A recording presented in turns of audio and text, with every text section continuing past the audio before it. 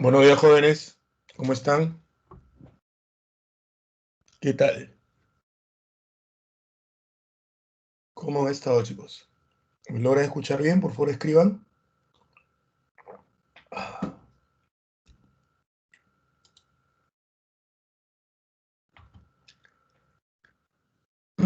Hola, Ángel.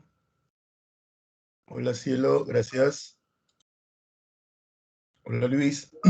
Juan, ¿qué tal? Gracias, André. Hola, Teresita. ¿Cómo están? Gracias, gracias. Vamos a comenzar. ¿Qué tal la...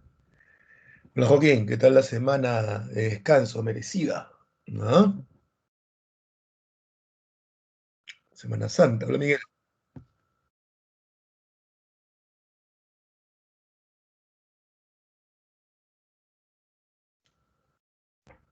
¿Qué tal?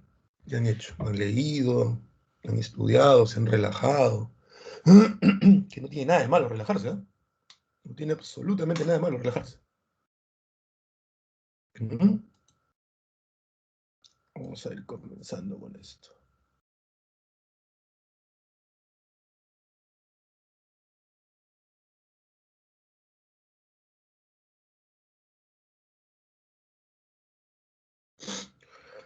A ver, chicos, hoy día nos toca en desarrollar eh, la parte de revolución industrial y unificación nacional, es lo que la semana pasada creo que estuve avanzando con ustedes, hoy lo vamos a hacer completo. Ya, vamos a ver eso. Acá me dice. Ah, tranquilo, Teresita, tranquilo. Avanzando algunos trabajos para que la cosa sea menos pesada durante las semanas. Y poniéndome el día en otros, relajándome, ¿no?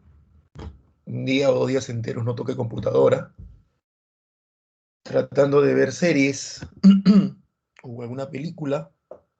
Me vi el Snyder Cut, o Cut, no sé cómo diablos se pronuncia.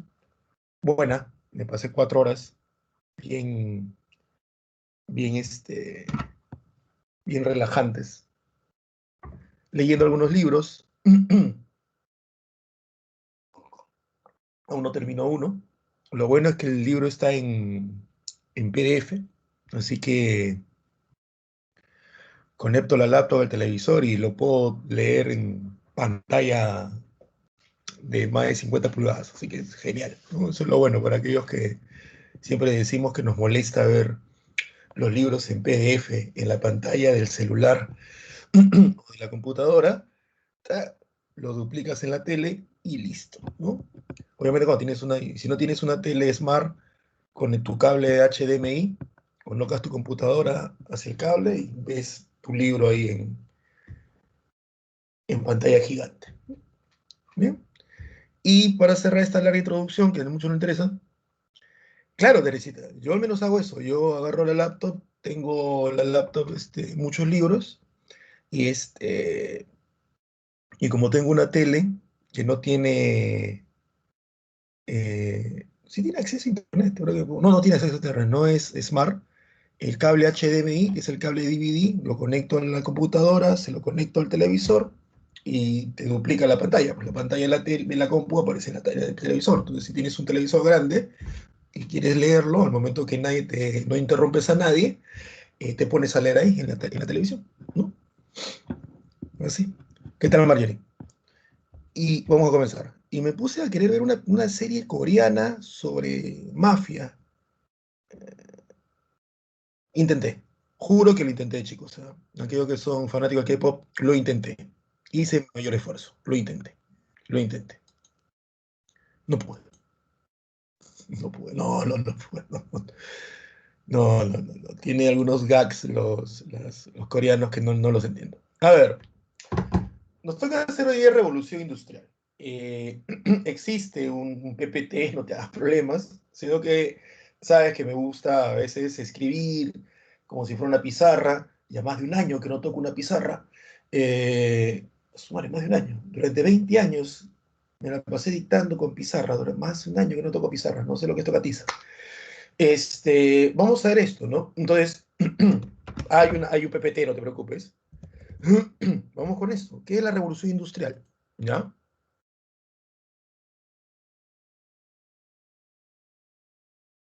La revolución industrial.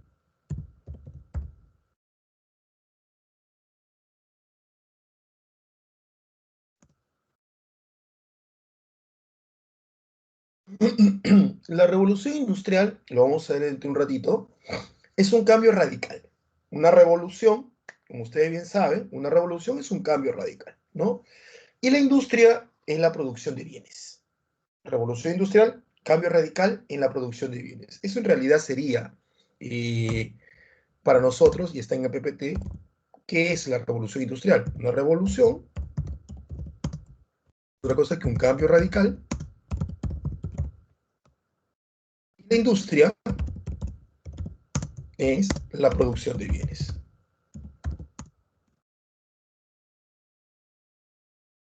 Producción de bienes. Tomo esta hoja de Word, que la están viendo, porque esto lo vamos a ver en el PPT. A mí lo que me interesa es esto, ¿no?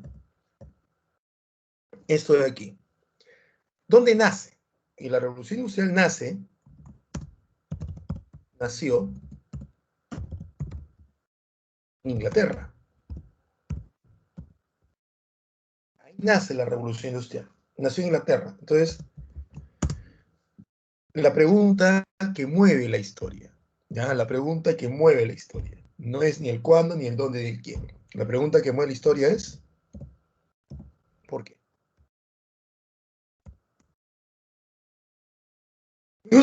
Eso es lo que tenemos que entender en esta clase. El por qué. ¿Ya? Guárdate esas ganas, porque sé que hay algunos que tienen esas ganitas de decir, profe, ¿y cuándo se inició la revolución industrial? Por favor, dígame día, mes y año. ¿Cuándo? Es un proceso. Es un proceso. ¿Me entiendes? Es un proceso. Ese de ponerle cuándo se inició es complicado. Es complicado. Es como decirle a una persona, oye, ¿tú cuándo comenzaste a amarme? ¿O cuándo dejaste de amarme? No te decís, ah, mira, ¿te acuerdas ese lunes a las 8 de la noche que tú llegaste ya? En ese momento te comencé a amar. No, el amor es un proceso, porque es un desarrollo humano y todos los desarrollos humanos son procesos. Hay hechos que marcan. La toma de Constantinopla, el final de la Edad Media. Pero hasta la toma de Constantinopla es un proceso que hemos determinado que sea en el año de 1453, el final de la Edad Media es una cosa, con la toma de Constantinopla o con la Revolución Francesa, el final de la Edad Moderna. Pero tú te das cuenta que es un proceso al cual necesitamos darle fecha, pero no todo tiene fecha. ¿Mm? Es como nosotros, ¿no? Nosotros necesitamos tener una fecha para comenzar con nuestra vida, porque todo necesita un inicio. Y necesitamos saber el inicio. Nosotros nos ponen como fecha, en el mundo occidental tenemos como fecha el día que nacemos. Pero en realidad, ya en el vientre de la madre, estamos vivos. Y por eso tanta la discusión si es que interrumpir no, poner fin a una gestación o embarazo es o no es un asesinato. ¿Cuándo lo es? ¿Cuándo comienza la vida? En realidad ya estamos vivos en el vientre de la madre. Así que al tiempo que tú tienes, auméntale 8 meses, mínimo. Y esa es realmente tu realidad. Es como decir, yo tengo 42 años. Estoy a punto de cumplir 43 en estos días. Pero si realmente le sumo el tiempo que estoy dentro del ambiente de mi madre, yo ya tengo 43 años ya. Ya tengo 43, larguísimo 43. Estoy caminando a los 44. Solamente que no lo pienso así porque me deprime más. ¿Me entiendes? Entonces, es un proceso. Así que para aquellos que están ahí con las ansias, profe, día, mes y año y hora, por favor, no es posible. ¿Ya? No es posible. Profesor, mi otro profesor me dijo, ¿qué te puedo decir? Históricamente, seriamente, no es posible. Porque es un proceso. Y vamos a verlo. ¿Por qué nace en Inglaterra? ¿Qué tiene de especial Inglaterra? ¿No? ¿Por qué nació en Inglaterra y no nació en otro lugar? Un ejemplo, ¿por qué no nació en Italia 200 años antes? Porque tú recordarás la Italia del siglo XVI, porque estamos en la Inglaterra del siglo XVIII, La revolución industrial nace en el siglo XVIII. La Italia del siglo XVI ya tenía inventos. Leonardo da Vinci, el gran Leonardo, el renacentista, ya tenía inventos. Tenían máquinas que se movían solas, en base a ni siquiera vapor, en base al péndulo. Entonces, ¿por qué la Italia del siglo XVI no desarrolla una revolución industrial donde tiene a genios como Leonardo? Porque créeme que Leonardo es mucho más genio que Watts, que es el que inventa la máquina a vapor. O sea, Leonardo dormido, con dolor de cabeza, ¿ya? Y con, no sé, pues en los últimos minutos de vida, Michocher era mucho más genio que Watt en su momento más cumbre, que inventa la máquina de vapor. ¿Por qué no nace en Italia? La respuesta, necesidad. Vamos con Inglaterra, ¿ya? Un poquito de historia inglesa. Inglaterra, ¿ya? En el caso de Inglaterra, lo que tenemos es lo siguiente, ¿no? Inglaterra es una isla, no hay que perderle vista, es una isla. Como isla, desde épocas muy tempranas, vamos a colocarlo así, ¿no? Así, Edad Media. Vamos a ver de Inglaterra en la Edad Media. Primero es una isla. Y como isla, Inglaterra va a tener una economía agropecuaria y va a tener comercio.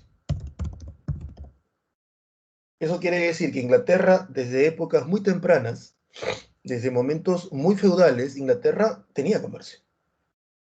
Tenía comercio, porque es una isla. Tiene comercio con las costas nortes de Francia, o con la zona que se conoció con el nombre de Flandes, con la parte norte de lo que es la antigua Alemania, o lo que, perdón, hoy es Alemania. Entonces, tiene comercio. Eso es Inglaterra, tiene comercio, en la Edad Media. Otro dato muy interesante de Inglaterra es que desde el siglo XII, Inglaterra tiene esto, la Carta Magna. La Carta Magna está relacionada a este rey, al rey Juan Sin Tierra, mano de Ricardo Corazón de León. La importancia de la Carta Magna es que la Carta Magna limita poderes al rey. Limita poderes al rey.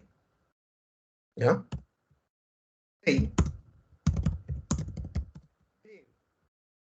convocar al Parlamento. El rey debe convocar al Parlamento, el cual lo conforma la nobleza y los comerciantes. Ahí ya te das cuenta de la importancia que tienen los comerciantes para Inglaterra en el siglo XII, de la importancia que tiene el comercio para Inglaterra en el siglo XII. Tanto así que el rey tiene poderes limitados y compartidos con el Parlamento, y un Parlamento que tiene dentro de ellos a los comerciantes. Mira la importancia del comercio para los ingleses. El rey debe convocar al Parlamento en caso de elevar impuestos y o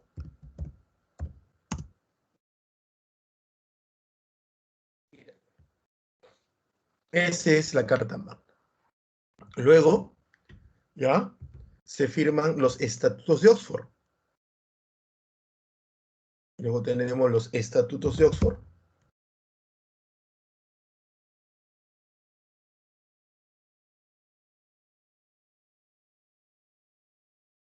Y lo que hacen es complementar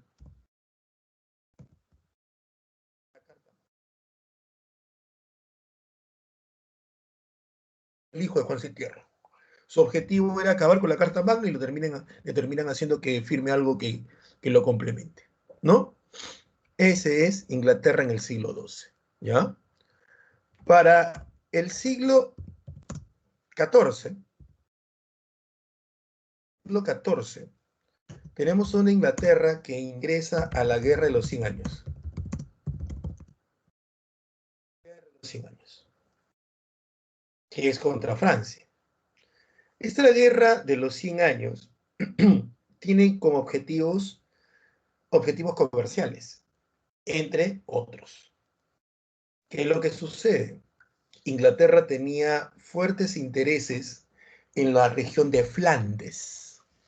Flandes es una región que se encuentra en la parte norte de Francia, lo que hoy conocemos como Países Bajos, Bélgica y Luxemburgo.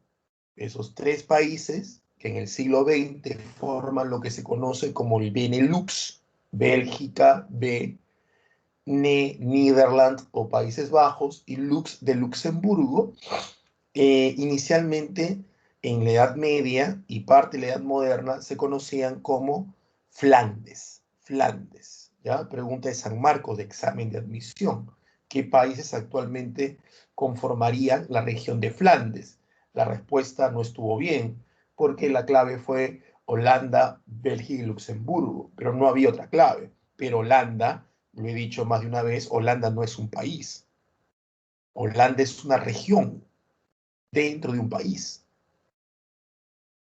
En la Edad Media, Edad Moderna y parte de la contemporánea existió el reino de Holanda, pero luego ese reino de Holanda desaparece y forma parte de algo que se conoce como los Países Bajos o Netherlands. ¿Ya? Entonces la clave debió ser más exacta. Un profesor de geografía te hubiera dicho, oye, está mal la pregunta de San Marcos, está mal la clave de San Marcos. La clave debería ser Netherlands o Países Bajos, Bélgica y Luxemburgo. Pero bueno, volvamos al tema. Esta zona, conocida como Flandes, ¿ya?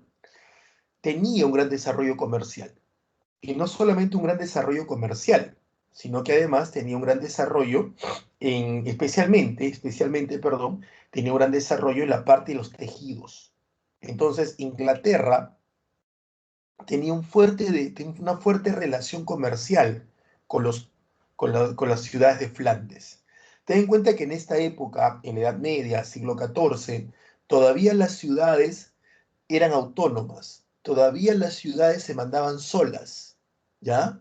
Por eso que tú cuando lees Historia Universal de esta época, te hablan de Flandes, te hablan de Manchester, te hablan de Venecia, te hablan de Florencia, como ciudades autónomas. Entonces, ¿por qué no me hablan de Italia? ¿Por qué no me dicen Italia? ¿Por qué no me dicen Francia? ¿Por qué me hablan de París? ¿Por qué me hablan de Venecia? Es que recién a partir del siglo XVII los reinos se fortalecen y los reinos comienzan a dominar plenamente, los reyes comienzan a dominar plenamente sus reinos y comienzan pues a restarles autonomías que habían tenido durante finales de la Edad Media e inicios de la Edad Moderna muchas ciudades. Por eso cuando tú leas, ten cuidado, ¿eh? Cuando tú leas o repases el curso de Historia Universal, ya sea en un texto o ya sea una página de internet, es muy común que cuando te hablen sobre desarrollo económico, político, a finales de la Edad Media e inicio de la Edad Moderna, te mencionen más ciudades que países o reinos, ¿no? Te mencionen muchas ciudades. Y eso se debe a que todavía las monarquías no estaban fortalecidas.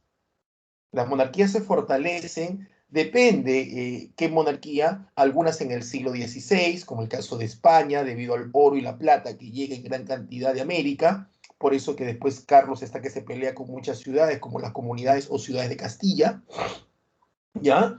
En el caso de Francia tiene mayor fuerza y dominio a partir del siglo XVII con Luis XIV, ¿no? Inglaterra lo va a tener también en el siglo XVI-XVII, entonces es común que aquí se hable mucho de ciudades. Italia recién va a tener una monarquía y lo vamos a hacer hoy día en el siglo XIX. O sea, recién va a tener una Italia unificada en el siglo XIX, por eso que se habla tanto de repúblicas, ¿no? Venecia, Génova, Florencia, que se paran peleando entre ellas. Hay que tener cuidado de eso, ¿ah? La Francia que tú conoces, la Italia que tú conoces, en este periodo no era tal. Entonces seguimos. En el siglo XIV se da la Guerra de los 100 años. Francia desea controlar esa zona norte, que hay mucho poder económico. Inglaterra va en ayuda de las ciudades de Flandes y comienza una guerra, ¿no? Que además tiene otro trasfondo, un trasfondo que tiene que ver, y lo hemos visto en clase, que tiene que ver pues con recuperación de territorios, ¿no? Los ingleses habían perdido territorios que a su vez le habían tomado a los franceses. Entonces ahí está la guerra de los 100 años.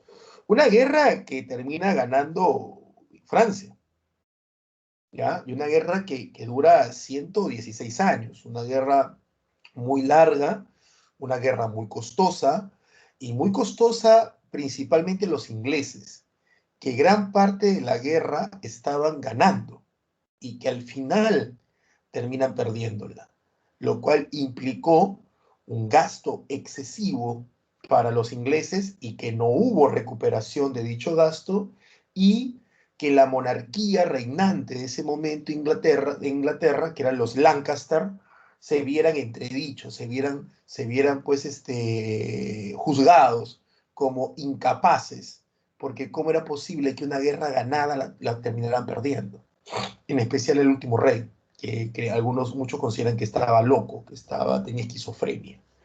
Entonces, es por ello que en el siglo XV Inglaterra va a tener una guerra, conocida como la Guerra de las Dos Rosas.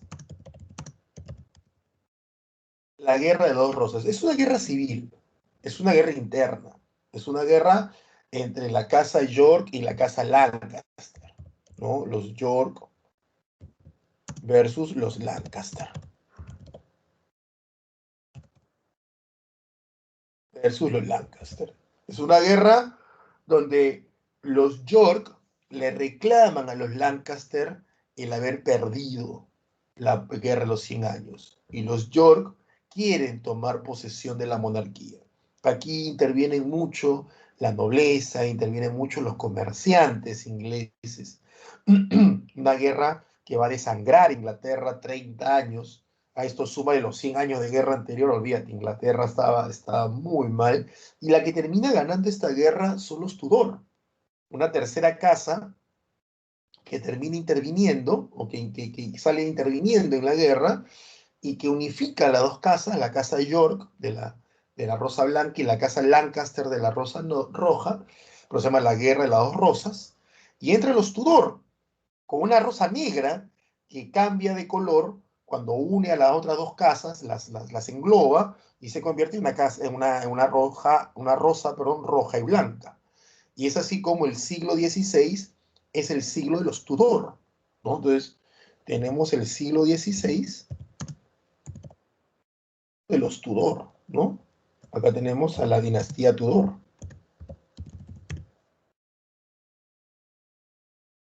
La dinastía Tudor. Y esta dinastía Tudor va a tener a estos reyes importantes.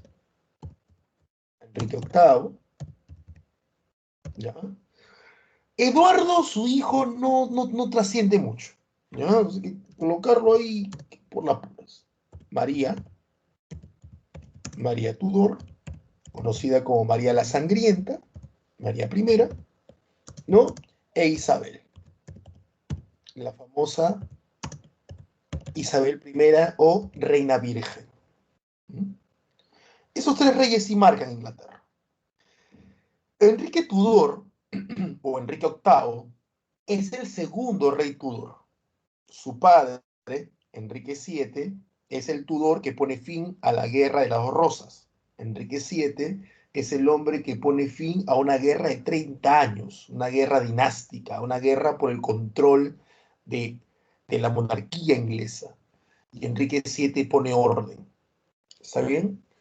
Enrique VII, una vez que pone orden, apoyado por la clase comerciante y por la clase noble inglesa, que ve en él la persona adecuada para poder gobernar Inglaterra, comienza a hacer pactos con muchas monarquías, comienza a realizar paz con muchas monarquías. Y entre las monarquías que Enrique VII va a realizar la paz es con España, que en ese momento, pues, España también estaba dividida. Entonces es ahí donde Enrique VII hace las paces, hace un pacto, un tratado de paz con los famosos reyes católicos, Fernando e Isabel. Y Enrique casa a su hijo mayor al príncipe Arturo, el que debió ser el rey de Inglaterra, lo casa con una hija de Fernando Isabel, vamos por la parte de chisme, ¿ya? Que se llama Catalina, la famosa Catalina de Aragón. Pero Arturo, príncipe inglés, hijo de Enrique VII, termina muriendo. Y al morir, el pacto se rompe. Pero como tanto los reyes católicos y Enrique de Inglaterra querían ese pacto, casan a la viuda, a Catalina de Aragón, hija de los reyes católicos, con el segundo hijo de Enrique VII, que es Enrique, el futuro Enrique VIII. Entonces, Enrique VIII, su primera esposa, vendría a ser su excuñada, ¿ya? La viuda de su hermano. Muere Enrique VII y entra Enrique VIII, Enrique VIII. Con Catalina de Aragón solo tuvo una hija que llega a la vida adulta. Tenía problemas Enrique con engendrar hijos varones. O morían dentro del vientre de la madre, o morían a las semanas o días u horas de nacidos. No se tiene claro qué es lo que pasaba, por qué es que no podía engendrar hijos varones con sus 6 esposas que luego llegó a tener, ¿no? Solamente tuvo un hijo varón que le llegó a la vida adulta, ni siquiera a la vida adulta, murió antes de los 20, que fue Eduardo, ¿no? Hay muchas intentos de explicar eso. Hay algunos que hasta hablan de un problema genético, hay otros que hasta hablan de una enfermedad, algunos dicen que probablemente tenía sífilis, ¿no? Pero es medio raro porque Enrique estuvo intentando engendrar hijos por muchos años, ¿no? Y en esa época la sífilis te mataba rápido. Entonces, si Enrique hubiera tenido sífilis, eso probablemente hubiera impedido que engendrara sus 3 últimas esposas, con las cuales nunca tuvo hijos. Pero desde las 3 primeras es medio complicado, ¿no? Entonces no se tiene claro, al menos la versión más extendida es que probablemente tiene que ver con la sífilis de Enrique VIII, ¿no? Entonces él le pasaba esas enfermedades a sus hijos y es por eso que morían, pero principalmente los varones, ¿no? Entonces, medio raro es eso. Pero bueno, entonces Enrique VIII tenía un gran problema. ¿Y el gran problema cuál era? El gran problema era que al no engendrar hijos varones, ¿ya? Eh, no había quien tomar el trono, ¿ya? Y ese es un problema bien grave, porque no tiene hijos varones, ¿ya? Por favor, la historia se entiende de acuerdo a la época. ¿Cómo de acuerdo? No me venga por ahí, nunca falte uno, sí, cierto machista. No, no, no, ubiquémonos en la época, en el momento, ¿está bien? Ubiquémonos así. Hoy día que un hombre pues se case con varias mujeres porque no le da un hijo varón, obviamente es un machista, un tarado. Pero ubiquémonos en la época. No juzguemos, entendamos. ¿Está bien? No seamos criticones. Enrique VIII tiene un problema bien grave. Su papá ha puesto fin a una guerra de 30 años, una guerra dinástica. Eso quiere decir que la casa Tudor es la dinastía que ha puesto orden en Inglaterra.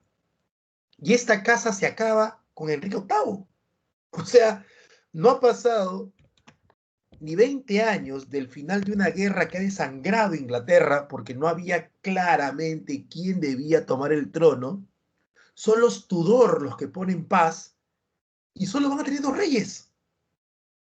O sea, Enrique VIII tiene, y quiero que esta palabra la tengan bien clara, la obligación de dar un heredero varón. ¿Entiendes? Así como que tú esperas que un presidente gobierne bien y no robe, lo que toda Inglaterra espera, es que Enrique VIII tenga un hijo varón. Aquí no es que, no, que yo soy libre, que yo decido, que mi cuerpo. No. Es siglo XVI, él es rey. Y hasta el día de hoy los reyes siguen siendo así. Por eso date cuenta, cada vez que un príncipe o un noble de gran alcurnia dentro de las casas dinásticas europeas se casa, al año está embarazando a su esposa. Miren ustedes a Harry, el que terminó separándose de la corona. Miren ustedes a William, todos. Por más que se hayan casado pues con mujeres que no son nobles, al año ya las embarazaron. Es obligación dar un heredero. Así no está en la línea directa. ¿Entiendes? Es parte de su obligación con el pueblo. Nosotros no lo entendemos porque no tenemos reyes. Entonces, si eso pasa hoy en las casas como la española, la inglesa, ¿no? Imagínate cómo sería en el siglo XVI. Entonces, Enrique VIII tiene una presión muy fuerte, muy, muy fuerte, de que él no podía morir sin dar un heredero. Y lo que es peor, ni siquiera uno, tenía que dar mínimo 5. Porque en esa época no hay medicinas como las de ahora, donde tienes un hijo, bueno, pues ya no, el apellido se mantiene, no, la dinastía se mantiene, no. En esa época la probabilidad de que el hijo se muera es muy altas, y más si es varón. Entonces Enrique está presionado porque la historia reciente inglesa lo obliga a tener un hijo varón.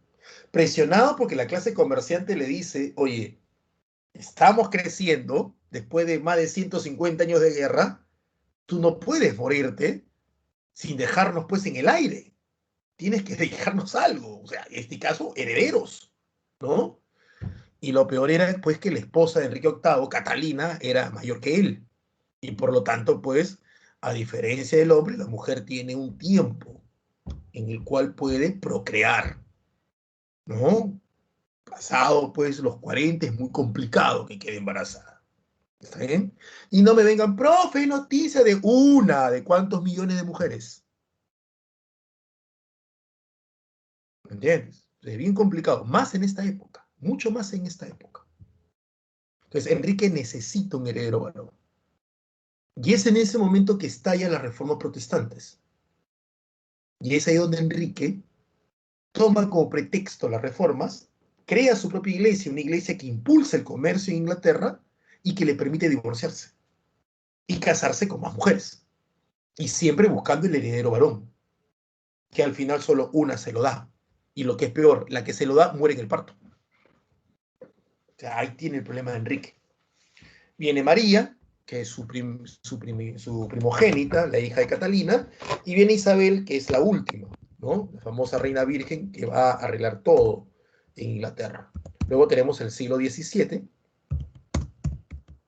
El siglo XVII es el siglo de la dinastía Estuardo.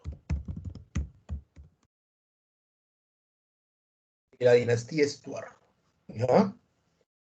Esta dinastía es la que viene después de Isabel, ya que Isabel muere sin dejar hijos, porque Isabel nunca se casó, entonces ella no tuvo herederos, ¿ya? La dinastía Estuardo. Ya una Inglaterra mucho más consolidada, una Inglaterra donde ya no tiene problemas de una futura guerra civil, y esta dinastía Estuardo, ya hay cosas que tenemos que tener bien claras. Primero, en esta dinastía Estuardo se dan dos revoluciones. Dos revoluciones. La revolución de 1648 y la revolución de 1688. Ambas revoluciones tienen como objetivo limitar poder al rey. Limitaron poderes a los reyes. Aquí es donde tendremos la famosa monarquía constitucional, que tanto imita o trata de imitar Francia de Inglaterra. Eso va a pasar con la dinastía Stuart. Número uno. Número dos. Aquí viene lo que nos interesa para esta clase. En el plano económico, se maneja, en economía, maneja la escuela mercantilista. La mercantilista. ¿En qué consiste esta escuela mercantilista? Bueno, esta escuela mercantilista consiste en lo siguiente. Número uno, ¿ya? Acumulación de metales preciosos. Inglaterra comienza a acumular metales preciosos, oro y plata. Número dos, ¿ya? Mayor exportación. Inglaterra propone exportar más. Y mira lo que propone también, menor importación. Exportar más y depender menos de lo que viene de afuera. Lo cual, ¿qué significa? Mayor producción. Y esta palabra es clave. Mayor producción. ¿Ya? Y para que todo esto se dé, tiene que haber una mayor interferencia o mayor participación del Estado en la economía. Pero esta palabrita es clave para los ingleses. Esta es la palabrita clave. La mayor producción. ¿Cómo producimos más? Dicen los ingleses. ¿Cómo producimos más? Y es ahí donde viene el tema de hoy, que es la revolución industrial. Porque si Inglaterra va a exportar más y va a importar menos, necesita producir más. Debo producir más para exportar, sino que exporto. Y debo producir más para cubrir lo que no estoy importando. Entonces, debo producir más. Es ahí donde viene la revolución industrial, ¿no? A ver qué dice acá. Sí, Teresita, hay películas sobre los tiempos de Enrique VIII, ¿no? Hay películas como las hermanas Tudor, perdón, las hermanas Bolena, hay una serie que se llama Los Tudor, pero el problema es que siempre lo pintan a Enrique pues como un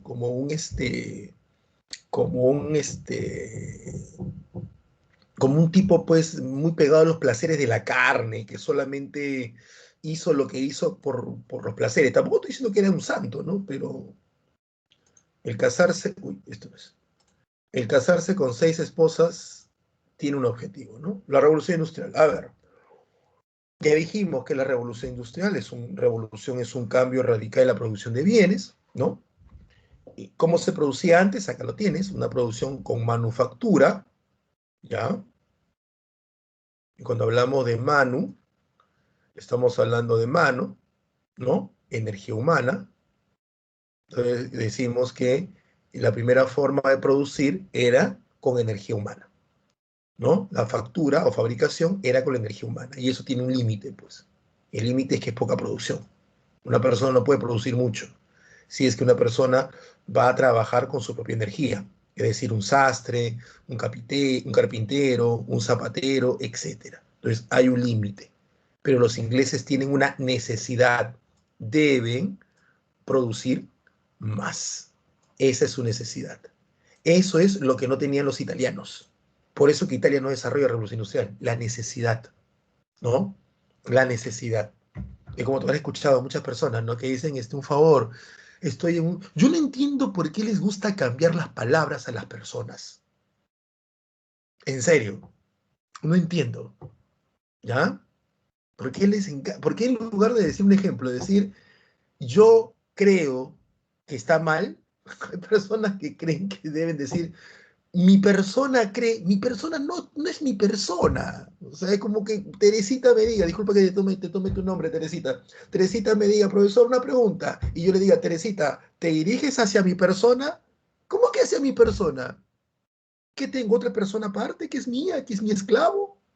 Y Teresita está dirigiéndose a mi esclavo, entonces es hacia mi persona.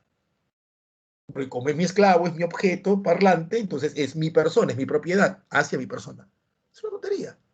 Y yo no entiendo por qué la gente dice, oye, un favor, chicos, tengo un emprendimiento. Emprendimiento, no, tengo un negocio. Negocio, ¿qué emprendimiento? Negocio, punto. ¿Qué? Vender cositas suena muy poquito para hacer negocio. Le digo emprendimiento, porque soy un emprendedor. Eres un negociante, punto. Punto. El que lo envuelvas distinto no hace que el producto cambie. No sé por qué hacen eso, ¿eh? Y los trabajos también, ¿eh? Yo ya no soy trabajador, soy colaborador. Me dicen, señor colaborador, le digo, yo no soy colaborador, soy trabajador. El que trabaja es aquella persona que a través de un trabajo gana un sueldo. Sí, pero esa ahora es un colaborador. No, no soy colaborador, porque si fuera un colaborador que colabora, colabora según su voluntad. Entonces yo no tendría que entrar a las 8 de la mañana a dictar en el colegio, porque dicto en un colegio que me llaman así. ¿Por qué? Porque colabora, colabora según sus posibilidades. Entonces no tendría por qué sancionarme si es que entro tarde. No soy colaborador, soy trabajador. Pero a la gente le encanta cambiar los nombres, ¿no? Ya no somos país tercermundista, ¿no? Somos países en vías de desarrollo. Somos igual la última rueda del coche, pero suena más bonito, ¿no? Suena más bonito. Así de simple, ¿no? Nos encanta cambiar los nombres.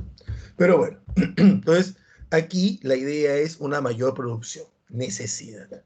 Entonces, ¿cuál es el problema con una economía de manufactura? Que hay poca producción y poco consumo.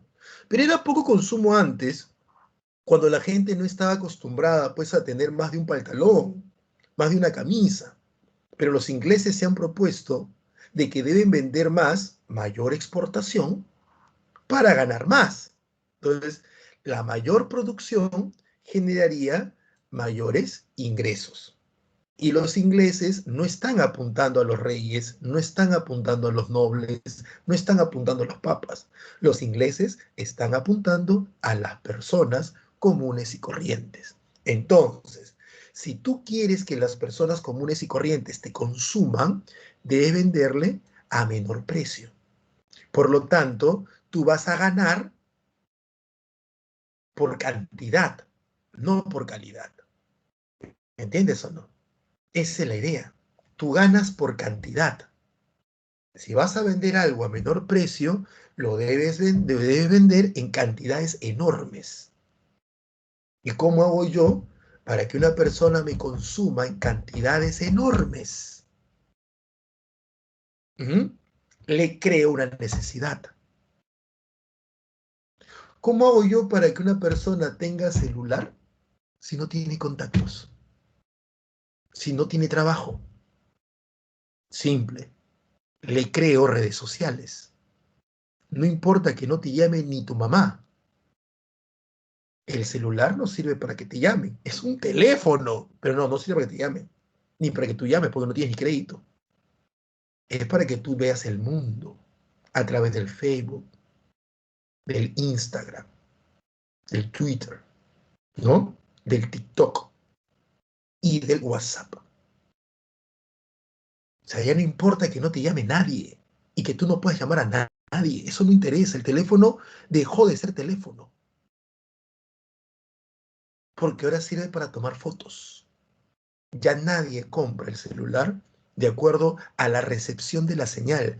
Todos preguntan el nivel de la cámara y la memoria para poder guardar mis videos y mis fotografías, que mientras más resolución tiene, más memoria necesita. Entonces, ese cambio en los aditamentos del teléfono, que ya dejó de serlo, tiene como objetivo ganar un mayor mercado. Entonces, yo produzco un celular que se ha convertido en una computadora, porque tu computadora no recibe llamadas, tu laptop no recibe llamadas, a menos que tú le agregues un programa, pero por lo general en la laptop tú no recibes llamadas, entonces tu celular se ha convertido en una mini computadora, ¿ya? Y ha dejado la función de teléfono a un segundo nivel, porque si yo sigo vendiendo como empresario el celular como teléfono, mi mercado va a ser más limitado de que si lo vendo como computadora que te permite ir a ciertas redes sociales. Por eso es que te lo venden y hasta las empresas telefónicas te venden y las redes sociales te la dan gratis para que tú puedas adquirir ese aparato. Entonces, te cambio la visión que tienes del objeto en sí, de la mercancía en sí, y te creo una necesidad para que tú puedas adquirir ese producto. Y si no puedes comprar un iPhone, no te preocupes. Hay aparatos más baratos, ¿ya? Con una tecnología semejante. Las empresas chinas te venden cantidad y ganan por la cantidad que venden. Mientras que iPhone te vende, entre comillas, calidad y gana por unidad. Los ingleses serían como los chinos del siglo XVIII. Ellos necesitan vender cantidad, porque su mercado no apunta a gente con riqueza, apunta a la gente común y corriente, donde está la mayoría. Pero debo cambiarle la forma de pensar. Entonces hay todo un cambio. Por eso que la revolución industrial es la segunda revolución más grande de la humanidad, porque nos cambia la forma de pensar, porque nos cambia la manera de ver el mundo y de vernos en él, y porque nos genera necesidades,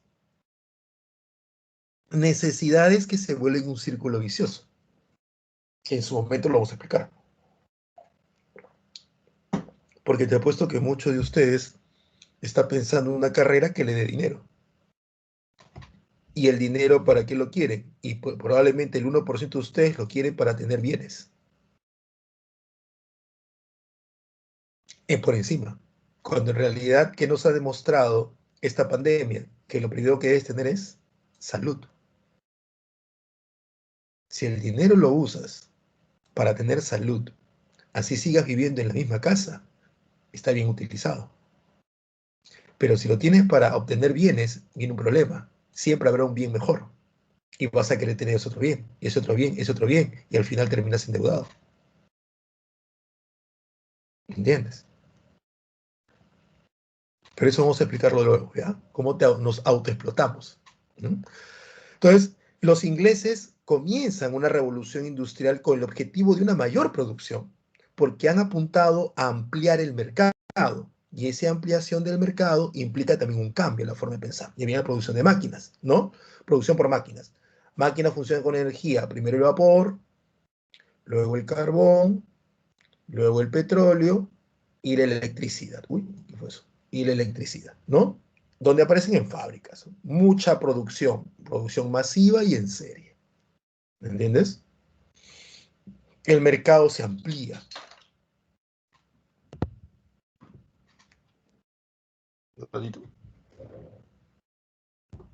No sé si fue en ustedes o fue aquí que si algo se cayó. El mercado se amplía, ¿ya? Porque hay mayor ganancia. Entonces, el mercado va a ampliarse mucho. Esa es la revolución industrial, porque eso es lo que busca. Ganancia, ganancia, ganancia. ¿Saben? Importancia de todo esto. El capitalismo llega a su fase superior, el imperialismo, ¿no? El imperialismo. A ver, continúo. Ahí está. Esto es lo que yo he hablado de la hoja, ¿no? Esto se resume el siglo XVII. En la hoja hablamos de todos los siglos. Aquí está Carlos. Este Carlos que tú ves aquí es el de la Revolución del 48. Ahí está. Mientras que este Jacobo es de la Revolución del 88. Vamos con las causas. Primero, burguesía desarrollada en el poder y en el poder de Inglaterra. Gracias a la Revolución del 88, vamos a tener una monarquía constitucional. Y la burguesía, que es la clase comerciante, es la que necesita ganar más.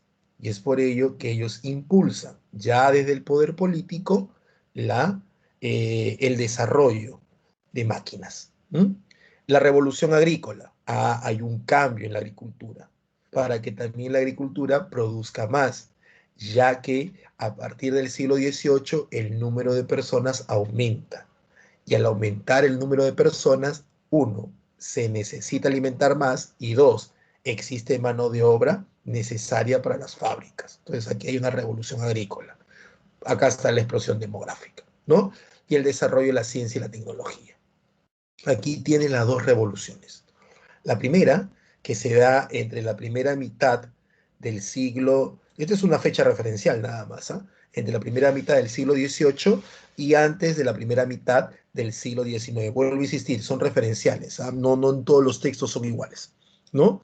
Esta primera revolución industrial tiene el vapor y el carbón. El lugar, Inglaterra. Aquí es donde nace, Inglaterra, ¿no?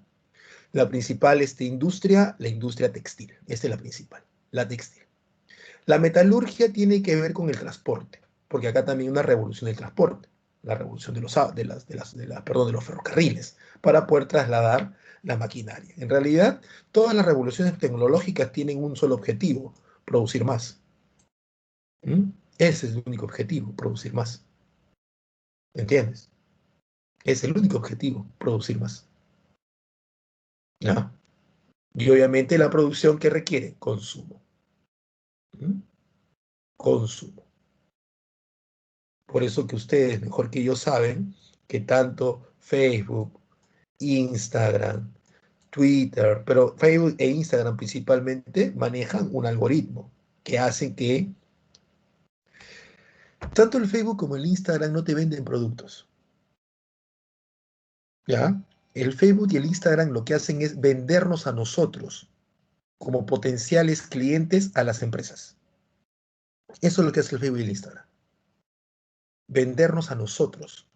Y no lo digo yo, lo dicen los propios técnicos o los propios ingenieros o los propios de mercadotecnia de Facebook e Instagram. Lo que nosotros hacemos no es venderle al público que consume Facebook e Instagram un producto. Lo que hacemos es venderle a ese público a las empresas. ¿Entiendes?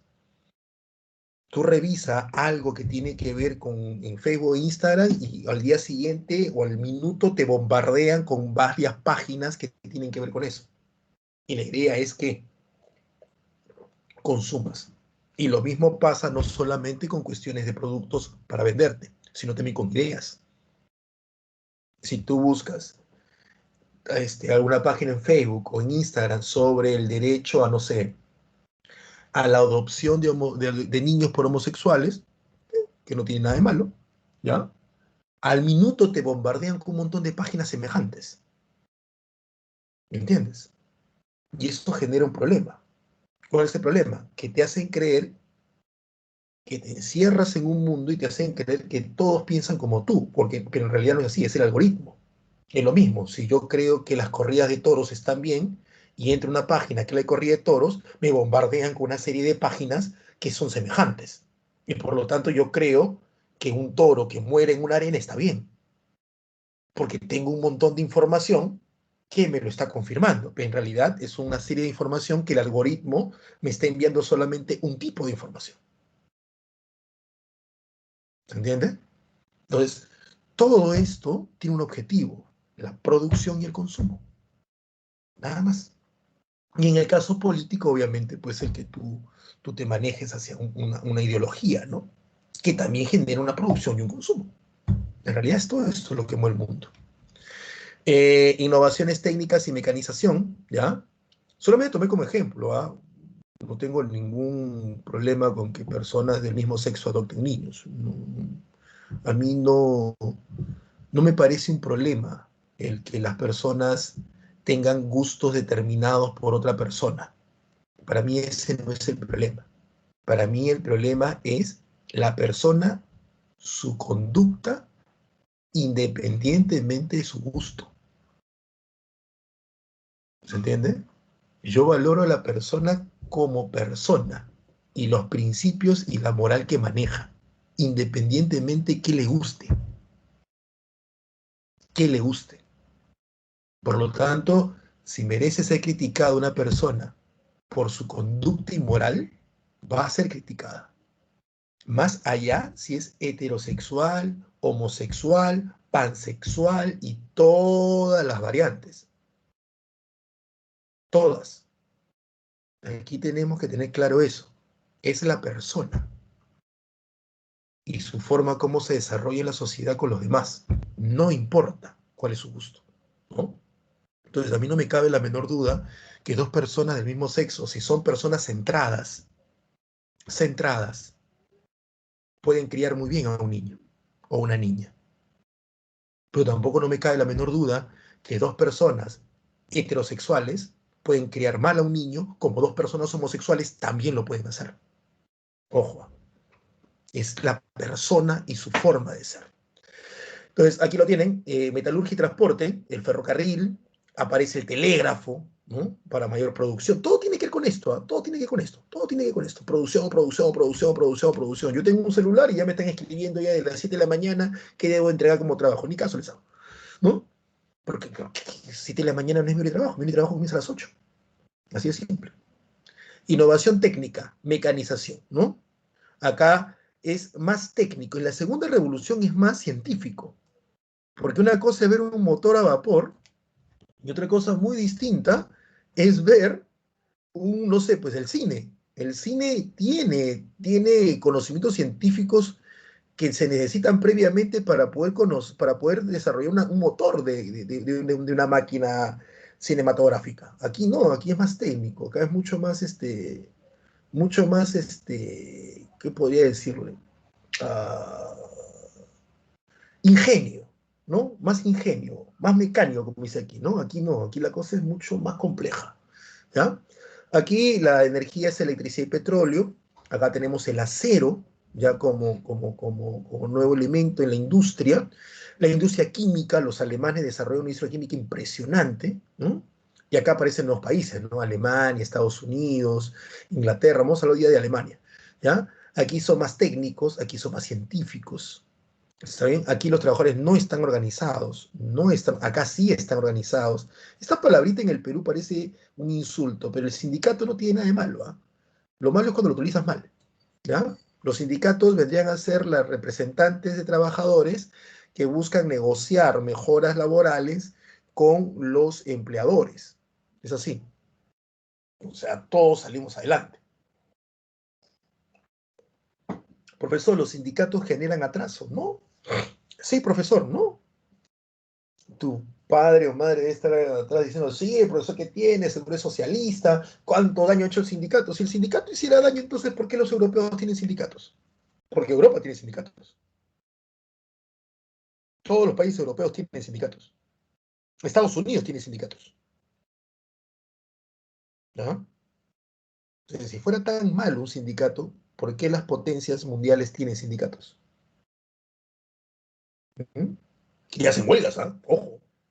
Hace unos 10 años atrás hubo una huelga de sindicatos de guionistas en Estados Unidos y pararon todas las producciones de series.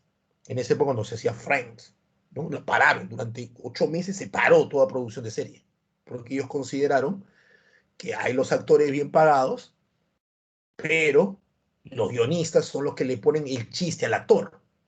Entonces el actor, por más que sea muy buen actor, si no tiene un buen guión, de nada va a servir esa serie. Entonces decía, ¿por qué ellos ganan tanto y cada año ellos negocian mejores sueldos y nosotros seguimos con el mismo sueldo de la primera temporada?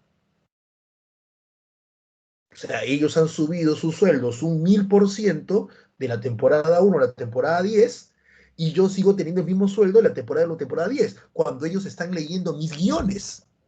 ¿Por qué no hay una mejora también? La empresa comenzó ganando tanto con la serie y en la temporada 10 ha multiplicado sus ganancias. Todos ganan, la empresa gana, los actores ganan, pero los guionistas no ganamos. Y se fueron a huelga. Y era justo. Si todos crecen sus intereses económicos, si todos crecen su ganancia, ¿por qué una parte importante de la industria, que es el guionista, no crecía? Y se fueron a huelga. Y tuvieron que negociar con ellos. Y ojo, y el sindicato te la pone bien clara. Si el sindicato va a huelga, nadie escribe. Y las empresas están prohibidas contratar a alguien que supla ese trabajo si es que ese alguien no está en el sindicato. Es decir, si tengo un sindicato de guionistas y todo el sindicato va a huelga, todos los guionistas, estén o no estén de acuerdo, no pueden trabajar, no deben trabajar, la unión. Y las empresas no pueden contratar a guionistas independientes. ¿Por qué? Porque la ley en Estados Unidos dice que solo en algunos rubros deben trabajar los que están sindicalizados. ¿Mm? En Francia todavía hay sindicatos de carteros. En Francia hay muchas cosas que en Francia no se mandan por internet. Todavía el cartero va. ¿Ves?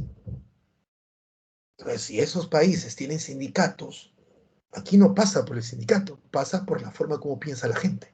El sindicato no está mal, no está nada mal. ¿Ya? Es cómo la gente lo utiliza y cómo la gente lo desarrolla. Que sí es cierto que en el Perú lo utilizaron mal, eso sí es cierto, eso sí es cierto. ¿No? Ahí lo tienes.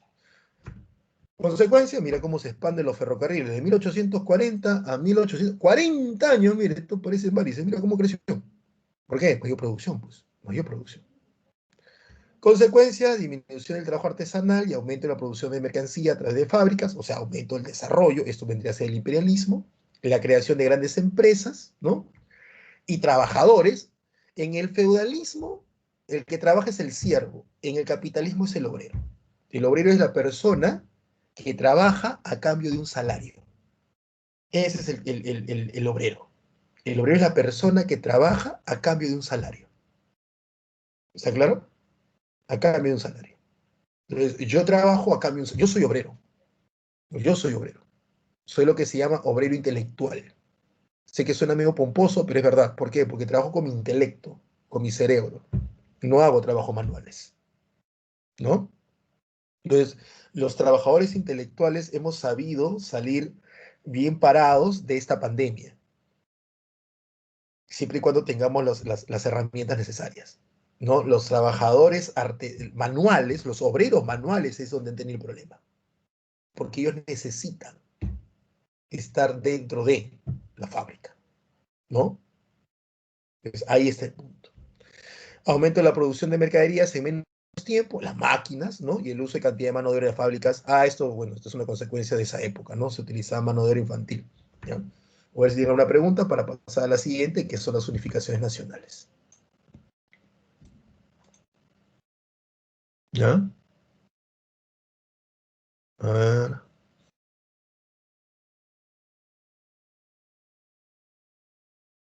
yo no tengo celular, dicen por ahí.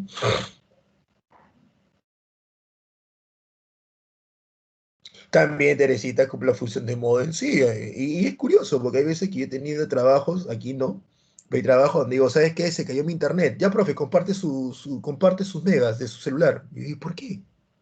Y si son mis megas, ¿por qué yo debo compartirlas? ¿No?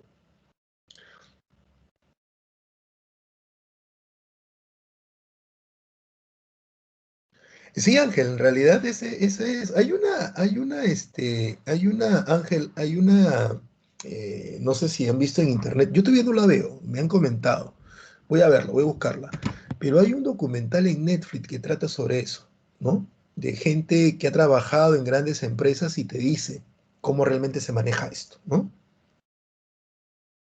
Claro, vender sus datos personales, ¿no? Por eso cuando la gente decía, yo no me pienso vacunar porque me van a poner un chip para que sepa dónde estoy, pero ¿qué necesidad de ponerte un chip si el 50% de las personas en el Facebook ponen a cada rato dónde están, ¿no?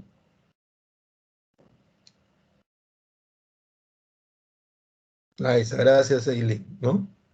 Preguntas sobre hasta este punto, porque vamos a pasar a otro tema. Preguntas de este punto, por favor, porque vamos a pasar a otro tema. Preguntas, consultas, aprovechen, estoy en el chat. La revolución industrial sí, pues nos ha cambiado completamente la vida, ¿no? Después de la revolución neolítica, esta es la segunda revolución más grande de la historia. ¿Está bien? Es enorme esta revolución, ¿no? Creemos que los bienes nos definen, nos autoexplotamos, como en algún momento les dije, ¿no? Nos autoexplotamos, nos hemos vuelto nuestros propios amos explotadores, que es lo peor, ¿ya? Eso es lo peor. Hay gente que dice, no, yo voy a reventarme el lomo trabajando para obtener ¿qué? Pregúntate, ¿qué? ¿Una casa? ¿Un auto? ¿Un viaje? ¿En serio? Yo entiendo que me digan, yo voy a reventarme el lomo trabajando para obtener una estabilidad que me permita a mí estar sano. Vivir en un distrito que me permita a mí saber que tengo un hospital cerca, una clínica cerca, un mercado cerca. Saber que si tengo alguna enfermedad voy a ser atendido, ¿no?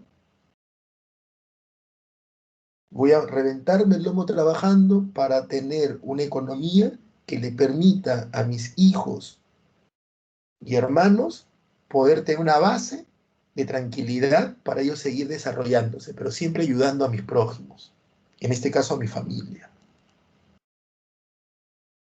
Entonces ahí te entiendo, ¿no? Ahí te entiendo. Pero para tener el celular, la camioneta, que es que nos bombardean, pues, ¿no? Con publicidad. ¿Quiénes están felices? Los que tienen la camioneta. ¿Quiénes son felices? Los que tienen el celular. ¿Quiénes son felices? Los que toman fotos. En realidad, estamos solamente imitando cosas que vemos. ¿Y que vemos en qué? En propagandas, ¿no?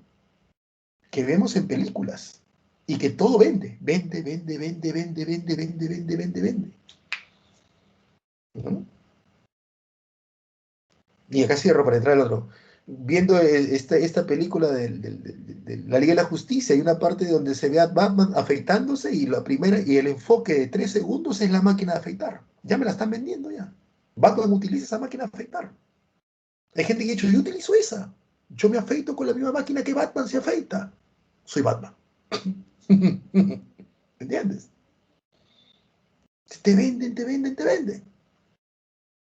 Una vez me acuerdo que vi una escena del Amor de Guachimán. Yo soy Guachimán, no sé cómo es una serie acá en televisión peruana. Con este señor Rivera, no me acuerdo cómo se llama. Algo de Guachimanes. No me acuerdo, es algo de Guachimán. No me acuerdo qué es, pero es algo de Guachimán. Y cierro con este ejemplo. Y vi una escena, estaba comprando algo, en esa época no había cuarentena, estaba comprando algo, y la señora tenía colocado en la tele esa serie. Y era mucho me acuerdo, una señora, que no sé quién era porque nunca vi la serie, que hablaba con su otra chica, una más joven, en su cocina, ¿ya? Y cada vez que abría un estante, era pura publicidad.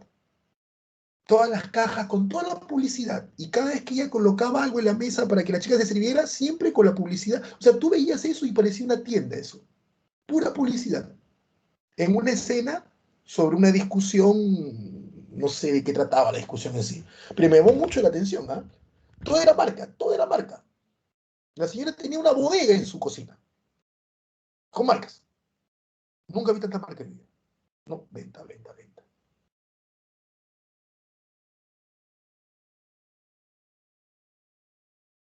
¿Ya? Claro, estrategia, ¿no? Por Dios, no sé cómo se llamaba la serie, realmente. La vi en esos minutos y me llamó mucho la atención y dije, qué curioso, porque no soy de ver novelas peruanas, ¿no? Hasta el día de hoy no soy de ver novelas peruanas. Antes veía, pero ya no. Cuando las novelas valían la pena. Creo que la última que vi fue Natacha. Alucina, qué viejo que soy. La última que vi fue Natacha, creo. Sí, era una mini bodega su alacena, sí, Teresa, una mini bodega, eso vende, ¿no? Pero ahí está, bueno, vamos. ¿Qué son las unificaciones nacionales? A ver, chicos, las unificaciones nacionales tienen que ver con el término nacionalismo, ¿ya? Y el término nacionalismo es un término que nace muy recientemente. En realidad, el nacionalismo como tal nace en el siglo XVIII, cuando los ilustrados luchan por acabar con el concepto del antiguo régimen, es decir, una sociedad estamental y un gobierno absolutista. Cuando tú desmoronas eso, destruyes eso, tienes que reemplazarlo por algo. Y ese algo es el nacionalismo. El nacionalismo es un concepto que no existía antes. Los griegos no peleaban por nación, los griegos peleaban por ciudadanía. Yo soy ciudadano ateniense, soy ciudadano espartano o soy en la antigua Roma ciudadano romano. Los bárbaros no luchaban por ser reconocidos como miembros de la nación romana, ellos luchaban por ser reconocidos como miembros de la ciudadanía romana. Entonces, el concepto ciudadano tal vez sea lo más cercano que podemos encontrar al de nación.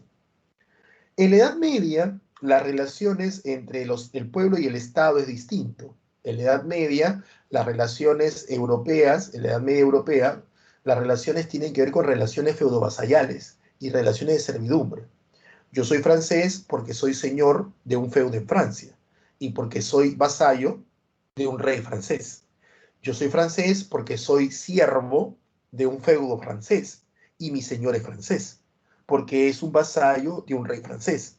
Entonces, yo soy francés por pertenencia a un feudo en Francia y por pertenencia a una relación con un rey francés. Es como decir, yo vivo en Lima, nací en Lima, mi papá nació en Lima, pero estoy en el siglo XVI y yo soy un vasallo del rey de España. ¿Por qué? Porque España, por más que esté cruzando el océano, su rey es dueño de América. Y por lo tanto, yo soy súbdito del rey de España. Así que yo soy un español. Español nacido en América. Llámame criollo si quieres, pero soy un español americano. ¿Por qué? Porque nací en América y eso me hace americano, pero soy español porque mi relación con España es la de súbdito. Entonces, había muy fuerte eso. Por eso cuando tú ibas a la guerra, tú peleabas por tu rey, por la gloria de Carlos, por la gloria de Francisco, por la gloria de Enrique, por la gloria de Luis y un largo etcétera de todos los reyes. Pero eso era cuando el rey tenía el poder.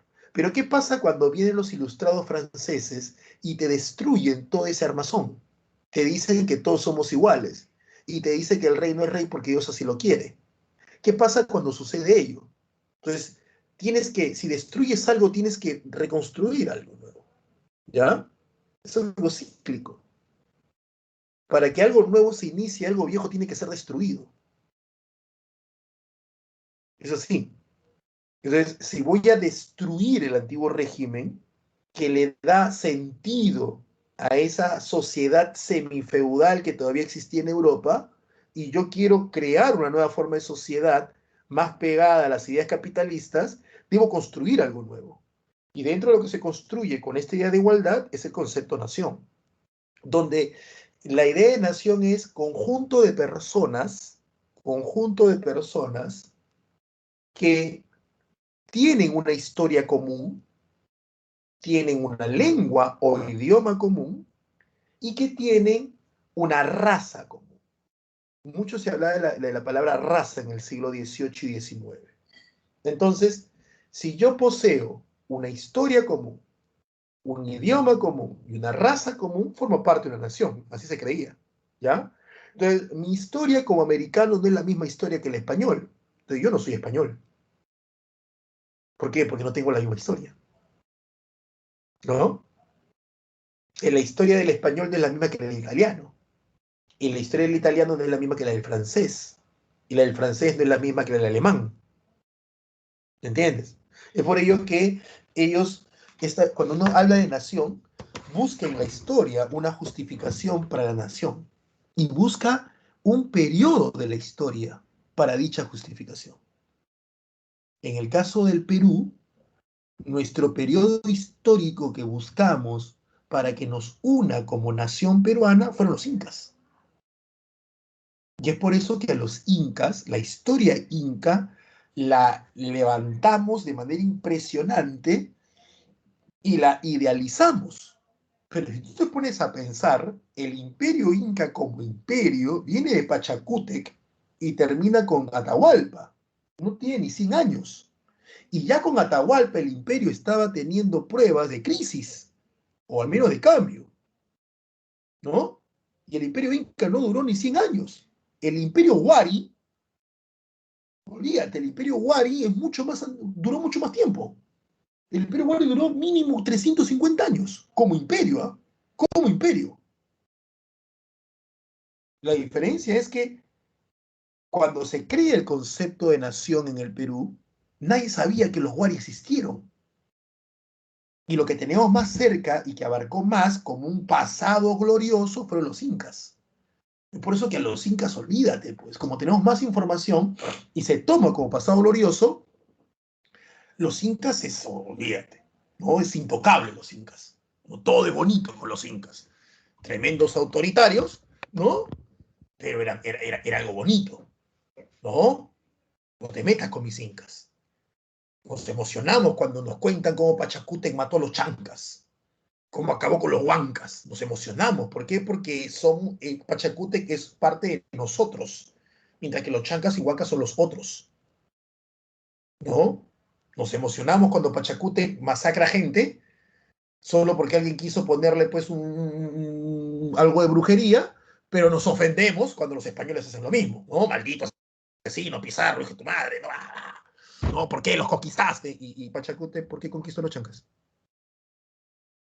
¿Mm? Cuéntame, que Pachacute no conquistó. ¿Qué hizo Pachacute? Los arrollaba en chapitas, deja las orejitas al Pachacute. ¿Mm? ¿Me entiendes? Los españoles idealizan el pasado, pero para ellos la historia que idealizan es el pasado de Carlos, del hombre que dijo: en mis territorios jamás se oculta el sol. Los italianos idealizaban el pasado romano, del famoso imperio romano. Los alemanes idealizaban el pasado de los famosos reinos bárbaros germanos. ¿Mm?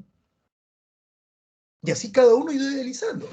Los argentinos, para ellos el pasado argentino, su historia argentina comienza en el siglo XIX, con las migraciones. Los chilenos igual, para ellos su historia comienza, pues nada, que los mapoches, ¿no? Para ellos comienza en el siglo XIX. Para ti, para mí comienza, pues nuestra historia comienza en el siglo XIV, XV.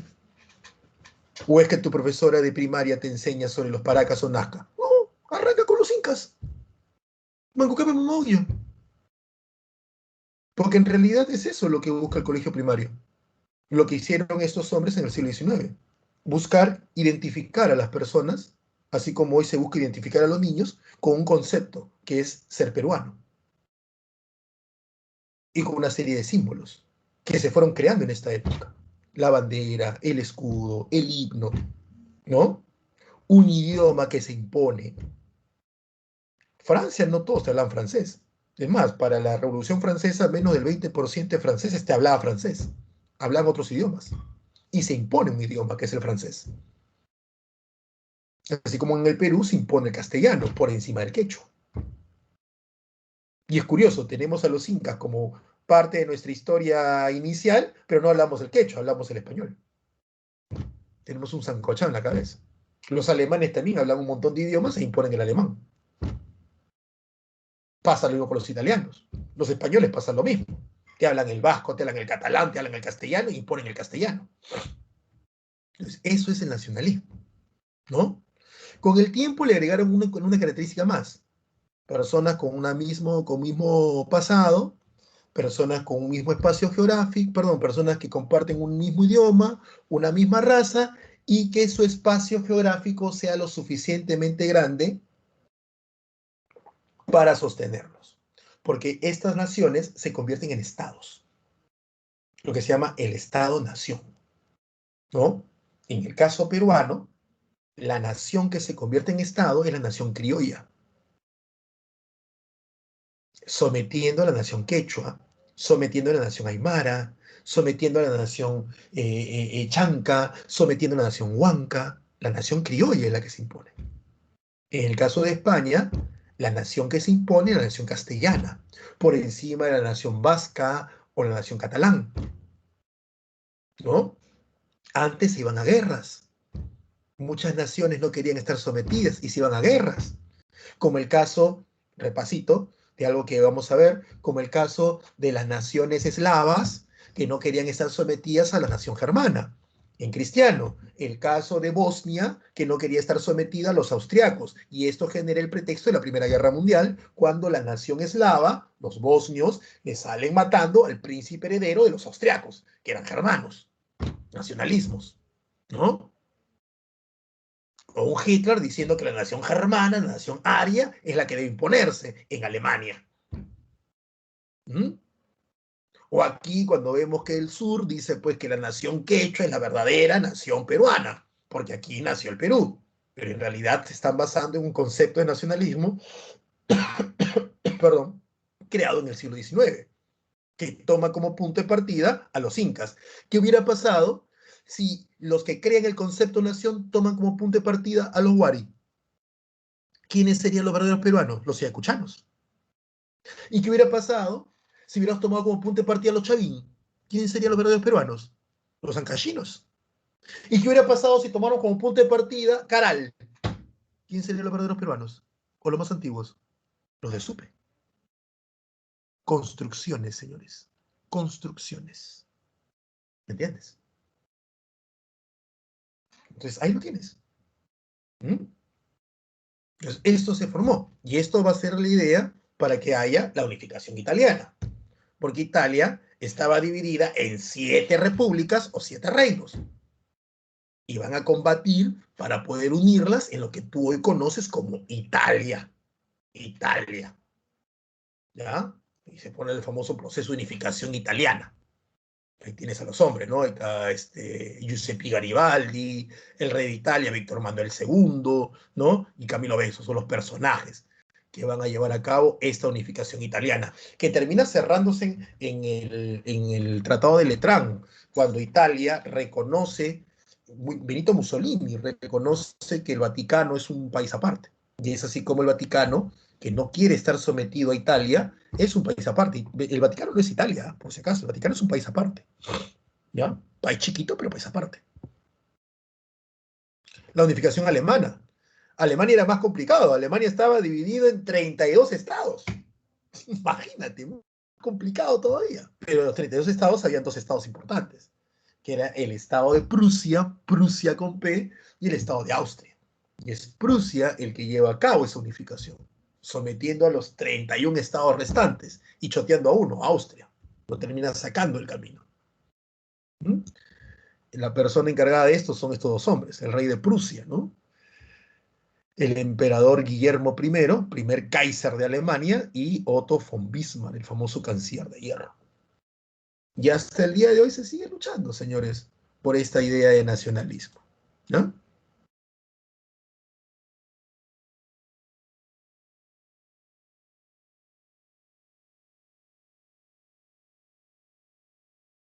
Claro, como el cielo acá pone, ¿no? Hay toda una especie de ¿cómo se llama? De de idealización, ¿no? Los incas medían 2 metros, todo era bonito. ¿Ustedes se dan cuenta cómo es la historia? La historia parecía una historia de cuento de hadas, ¿no? Los orígenes, todos son bonitos, los incas eran buenos, nadie robaba, nadie mataba, todos eran felices, hasta que viene el malo. ¿Quién es el malo? El español, ¿no?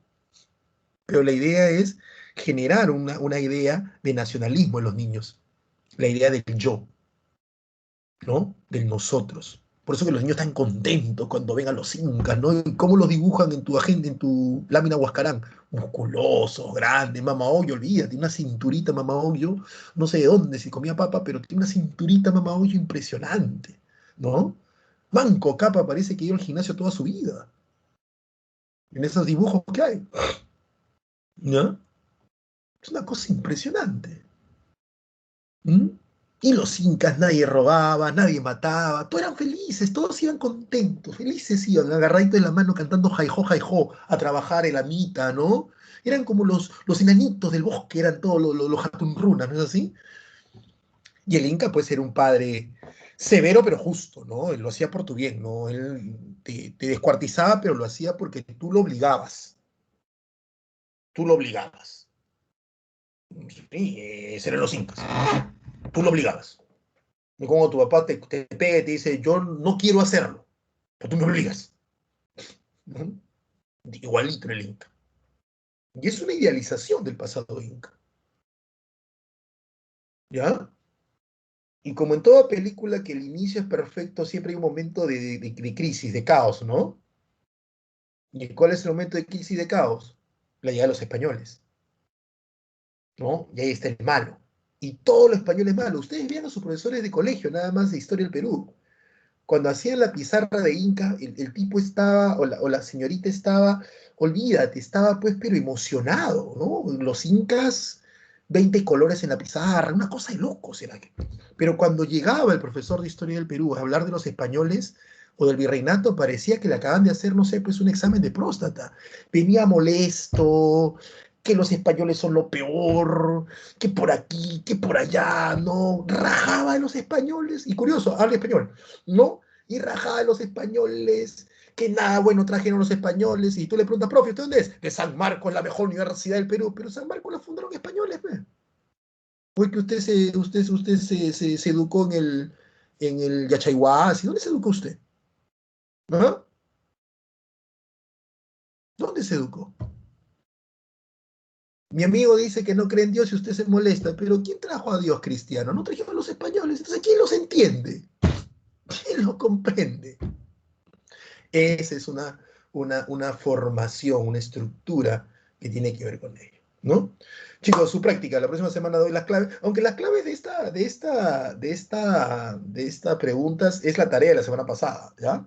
Así que, por favor, la práctica, no se olviden. Es hija, hijo, olvídate, olvídate. Es una idealización del pasado. Y que funcionen los niños, chicos, ¿ah? Funcionen los niños. Por eso que ustedes se acuerdan cuando están en el colegio y había la formación de los lunes, donde si tenías un colegio de primaria y secundaria juntos, y los lunes se cantaba el himno nacional y los niños, ¿cómo cantaban el himno? Dime sí o no que los niños de inicial y primaria te cantan el himno a todo pulmón. Lo de secundaria ya no, ya. Pero lo de inicial y primaria, ¿por qué? Porque el objetivo está. ¿Cuál fue el objetivo? Generarles la idea de nación y de pertenencia a un país a través de una idealización de la historia, ¿no? Y los chiquitos, olvídate, los chiquitos están felices, ¿no? Cuando ven los incas se emocionan, ¿no? Y cuando el profesor le habla de los españoles o la profesora se molesta, los chiquitos gritan, no, mi oro, ¿dónde está mi oro? Dicen los niños, ¿no? En cambio, tú de secundaria ya estás decepcionado de la vida, ¿no? Ya tú, ya, no, profe, olvídese, la guerra con Chile ya es un dolor, ya. Yo prefiero historia universal. Es más bonito, al menos el que pierde no soy yo, profe, ya, no. Ya secundaria, ya mano al bolsillo, ni cantan el himno, ¿no? En cambio, el chiquito de primaria hasta baila el himno. Yo he visto niños que bailan el himno nacional, pero tiran ritmo. Listo, José. ¿Ya? Listo. Entonces ya sabes, ¿no?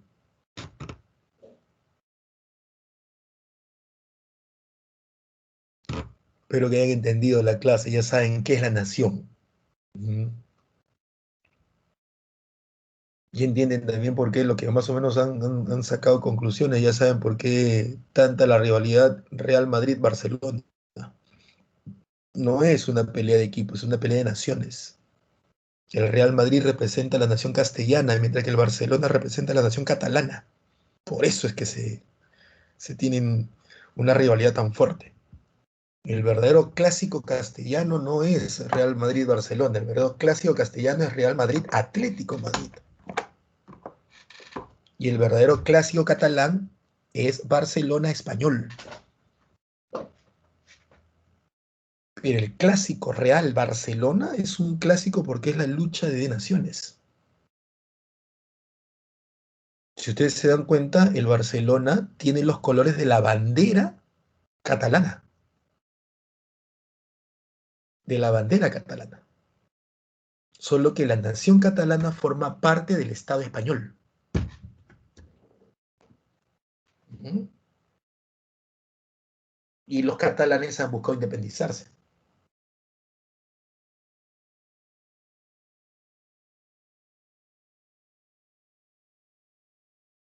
Bueno, chicos, espero que se haya entendido la clase y espero que les haya gustado la clase. No, ya saben, el conocimiento no tiene que ser aburrido, pero sin dejar de ser conocimiento y efectivo. Nos vemos la próxima semana. Cuídense bastante, con todo mi desayuno. Hasta la próxima. ¿Ya? Chau, chicos.